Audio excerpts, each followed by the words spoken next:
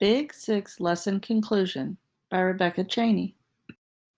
Hello again, this is Mrs. Cheney, and I hope you enjoyed the videos about the Big 6 and learned some things that you didn't already know. We are now going to look at each step of the Big 6 and talk about how to use each one. I will also be introducing a handout that you will each get a copy of that will help you remember the steps when you get ready to use them at a later date.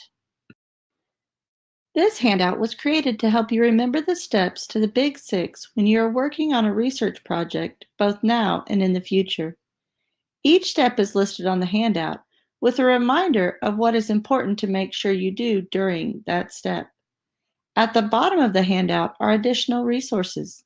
The first three are websites that you can visit from any computer to give you additional information or help you remember something you may have forgotten about that step.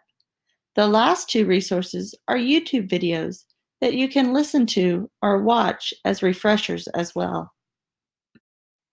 Big 6 Step 1. Task Definition. In this step, you will need to define what the problem is or what question you are trying to answer.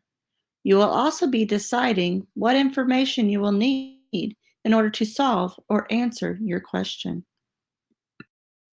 Big 6 Step 2. Info Seeking Strategies. During this step, you will need to decide on all the possible resources that you could use to find the information you need to answer your question or solve your problem.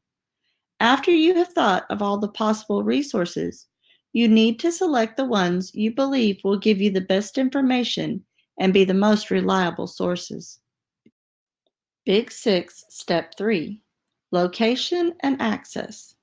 In this step, you will take the sources that you deemed the best and begin to locate these sources and start scanning through the various resources, looking for the information needed to answer your question or solve your problem. Big 6 Step 4. Use of information. As you move into this step, you are doing more than scanning for information. You are engaging with the material. This means you are reading, listening, looking, and touching anything that you decided would give you the needed information. You will be taking this information and writing down what is most relevant to be used in the next step. Big 6 Step 5. Synthesis. When you reach this step, it is time to organize the information that you have taken out of your chosen sources. You will need to decide how to organize this information as well as how to present what you have learned to peers and teachers. Big 6 Step 6. Evaluation. This is the last step in the Big 6 and should not be overlooked. In this step, you will be looking at your final presentation to see how effective and efficient that your research turned out. This will allow you to decide if you were as efficient with your research as you needed to be, or if you need to refine how you approach each step with your next assignment.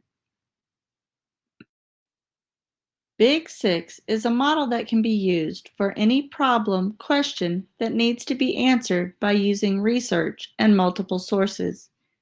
Each step has a specific target to help you as the researcher meet your goal.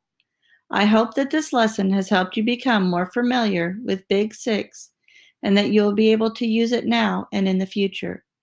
Remember that the handout has clue words and phrases for each step and additional resources at the bottom.